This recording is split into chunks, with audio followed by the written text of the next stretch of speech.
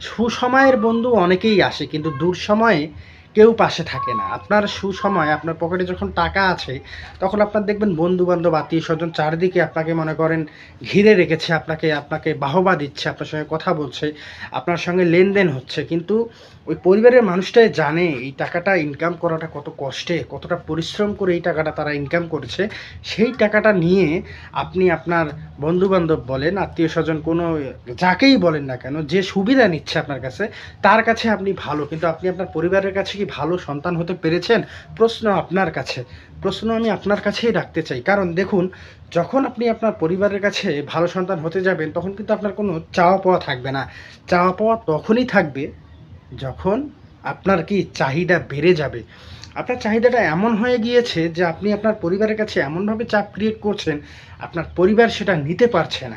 আপনাকে বলতেও পারছে না, আর আপনাকে নিতেও পারছে না।